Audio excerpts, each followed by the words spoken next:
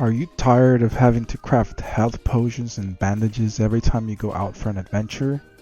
Well, with this build, you can completely forget about them. I mean, just look at the way you can heal yourself by butchering enemies. It's also tanky enough to take hits from level 30 elite monsters with no problem, as well as output an insane damage to them. But Strikey, what if I already killed all the monsters and I'm left with 1 HP? How am I gonna heal them? You can also crit on any object that takes damage and heal yourself that way.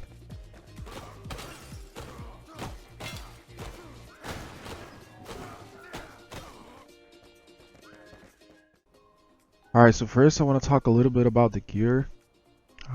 You can use anything you like, really. I will highly recommend you to get a melee critical strike chance helmet though, as it will greatly help you with your sustain when it comes to battles. I would also recommend you to get the hog boots. The hog boots, basically, as a warrior, you tend to use a lot of stamina, either kiting, blocking, dodging.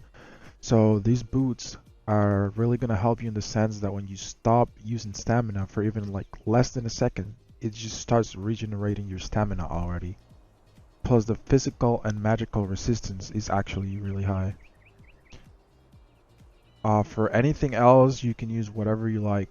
If you want more tankiness, if you want more damage, everything's fine. The rings I'm using is the Ring of Health, plus 50 HP, plus 4 health regen.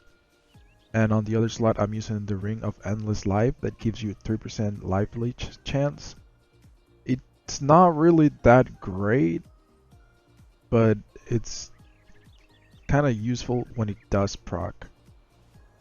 Now, the rings are also personal preference. You can really pick whatever you like here. The only ring that I would recommend you not to use is the Ring of Ancients. Is the ring that gives you +1 stat on every single stat. It's actually useless. It doesn't do anything. I think it's bugged. So yeah, just don't use this one. Now for weapons, I would highly recommend for you to get weapons that have increased critical hit chance. Again, it's gonna help you when it comes to healing yourself. This one is perfect for that. It has pure crit chance, so it's really good to use it to heal yourself in battles. This one is also good, and it has better damage. The damage on the Ice Blade is actually pretty decent. Now personally, I like to bring a two-hand weapon with me, just where I feel like there are certain monsters or moments where I feel it's better to use it instead. And the damage on this weapon is insane. It's pure blunt, and it has all plus 17 blunt damage bonuses. It's just, the damage is insane. Alright, so now the tricky part, the skill tree. I can't really tell you what to do, as different players may have different playstyles. One might be either mechanically better, so he prefers to dodge, attacks move around, and counterattack, while others just might prefer to take the hits and be tankier. So all I can do is just help you guide yourself towards what you need. If you feel like you're having trouble dying a lot, or taking too much damage, too many close calls, I would just recommend you to start with the tank build. Now, or the tank branch, I mean. If you're someone who doesn't have any trouble, or doesn't really get hit, or you feel like you need more damage, I would start with the warrior branch. Now, I'm just going to tell you the keynotes for a better experience. So whatever branch you go first, either warrior or tank, I would recommend you to get this one ASAP. The evasion attack, it's actually going to make it so that when you dodge, you can like attack or like dash towards the enemy and do like an attack that does more damage. It actually makes fighting a lot more fun, and so that you can get this one. I talked a lot about sustain and self heal with a crit chance. This is why, the battle heal. When you deal in a critical damage with your weapon, you will heal 5% of your maximum HP. So every time you do a crit, you're gonna be healing. If you manage to pick up weapons that have crit chance like the ones I showed you previously, you're going to be constantly healing when you're fighting. So you're not going to need potions, and most likely you're not going to need bandages at all either. As you can also heal yourself with trees or any object that you can deal damage to. Another node I want to talk about is these two, the tower and the warden. So whenever there's 3 or more enemies within 20 meters of you, you have 15% less magical damage applied to you, and then you have 10% less physical. These are pretty good options since they make you tankier. This one right here, the Earth Aura, it says all damage against players within 10 meters is reduced by 10%. It doesn't specifically say that it applies to you, but it does. I want to talk about this one. I would say skip this one until you have spare points and you've gotten everything else. This one is not really good. But grab any other small node that you can that gives you strength and constitution. I want to talk about these points right here. This one gives you cutting, this one gives you blunt, and this one gives you piercing. Whatever state of the game you're on right now, if you have a weapon that gives you or that does piercing or blunt or cutting, just make sure you pick the bonus damage for that one. You can easily respec when you get a better weapon and just change it.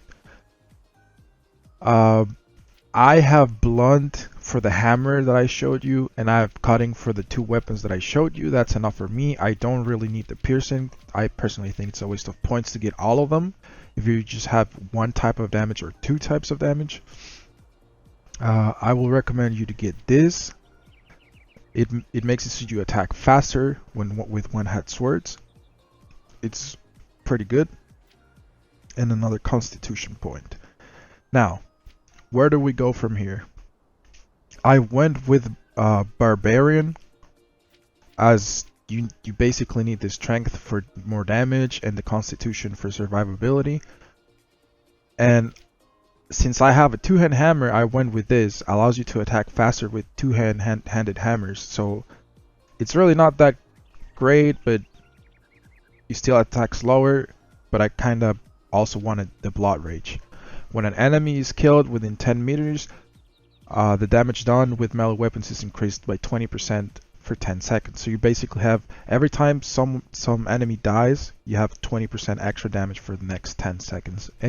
Another one dies, it resets, and so on. Now, I got the blink here. It replaces the dodge, it's like a little teleport. It actually makes it easier to maneuver around monsters, better than dodge at least. So I just picked it. If you don't want to pick it, that's fine. I also got Counter Strike here. So every time you get hit, there is a 20% chance that you will reflect 50% of the damage back to the attacker as fire damage. I only took it because as a warrior, you actually tend to get hit a lot. And I also wanted the updraft, so I just went with this. And I got the updraft for quality of life for exploring is actually pretty good. And the airborne. Gliders consume 30% less stamina. Now, this one can be optional, I guess, if you like it or not. I would recommend you to get well rested. It gives you 5% extra minutes of the rested buff. And now after you're done with all of these, I would go with these brands just for extra strength, right, and constitution, so more HP and more damage. I went with double jump. It's also kind of decent. Now here, this one is kind of useless as we're not going merciless, and merciless as a whole, it's pretty terrible, I would say. This one is not really anything special, but we need these points, so we're just gonna get this one. So that's it. That's the whole build. And remember, go for what you need in the moment. You can always respec easily. It's just 10 runes to get whatever other brands you need for the moment, and have fun.